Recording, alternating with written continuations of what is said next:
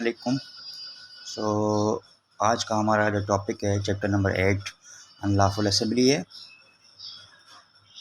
Unlawful assembly actually क्या होता है? Unlawful assembly an assembly of 5 और more persons is designated an unlawful assembly. अब अनलॉफुल असेंबली ये होता है कि 5 या 5 ज़्यादा पर्सनस होते हैं उसमें इन्वॉल्व होते हैं, ठीक है, उसको हम कहते हैं unlawful assembly. If the common object, और उनका जो ऑब्जेक्ट होता है वो कॉमन होता है, ठीक है, उनका जो इंटेंशन होता है वो अनलॉफुल होता है, उनका जो वॉलंटरी इंटेंशन होता है वो अनलॉफुल होता है। अब इसमें 3-4 चीज़ें हैं जो मैं बताऊंगा आपको, ठीक है। First, to overview by criminal force और show of criminal force the federal or any provincial government or legislature or any public servant in the exercise of the lawful power of such public servant। ये कह रहा है कि जो भी बंदा या क्रिमिनल फोर्स के थ्रू या कोई भी शो ऑफ क्रिमिनल फोर्स के थ्रू कोई अपनी ताकत आजमाता है उसको भी हम अनलॉफुल असेंबली में लाते हैं, ठीक है। उसके बाद ये है कि second, to resist the execution of any law और एनी लीगल प्रोसेस, ठीक है।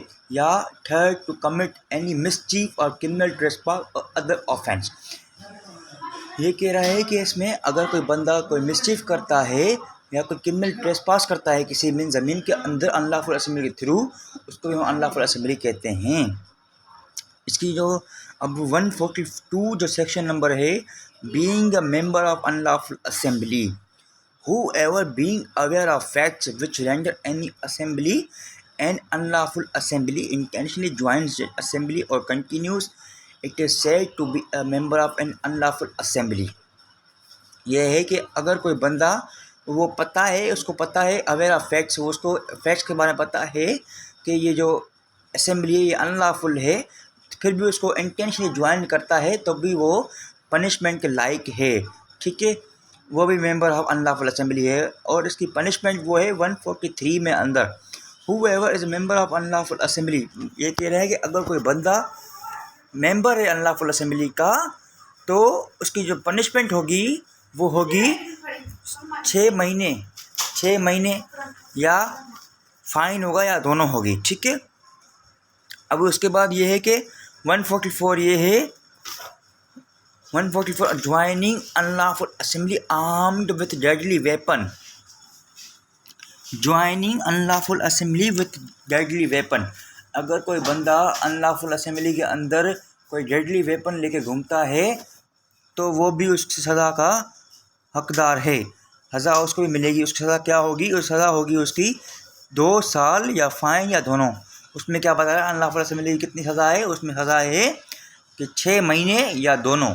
इसमें ये है कि 2 साल या फाइन या दोनों, ठीक है। और उसके बाद ये है 145, ज्वाइनिंग और continuing in unlawful assembly knowing that it has been commanded whispers, whoever joins or continues in unlawful assembly knowing that such unlawful assembly has been commanded in the manner prescribed by law to disperse shall be punished with imprisonment of description for term which may extend to 2 years or with fine or with both। ये कह रहा है कि अगर बंदा unlawful assembly join कर रहा है या कंटिन्यू रख रहा है, उसको सज़ा जो उसकी होगी वो होगी 2 साल या फाइन या दोनों। अब इसमें एक सेक्शन आता है 146, राइटिंग। राइटिंग एक्चुअली होता क्या है? राइटिंग वायलेंस फैलाना होता है। वायलेंस फैलाना कैसे होता है? राइटिंग व्हेन एवर फोर्स और violence is used by an unlawful assembly और by any member thereof in prosecution of the common object such assembly, every member of such assembly is guilty of the offense of writing। Writing ये होता है कोई violence फैलाना, right करना, दो बंदों के बीच में राइट करना, वहाँ पे लड़ना, अनलॉफुल असेंबली के अंदर लड़ना, उसको हम कहते हैं राइटिंग, ठीक है। और दूसरा ये हो गया punishment for writing, whoever is guilty of writing. अगर बंदा गिल्टी है राइटिंग का, राइटिंग की सज़ा उसको मिलेगी, shall be punish with imprisonment of either description for term which में एक्सटेंड टू 2 years और विथ फाइन और विथ बोथ। तो इसमें यह कह रहा है कि उसकी जो सज़ा होगी वो होगी 2 साल या फ़ाइन या दोनों होंगी सज़ा उसकी। हम यहाँ पे ये चैप्टर ख़त्म करते हैं। सो अल्लाह हाफ़िज़, इंशाल्लाह नेक्स्ट वीडियो में मिलेंगे।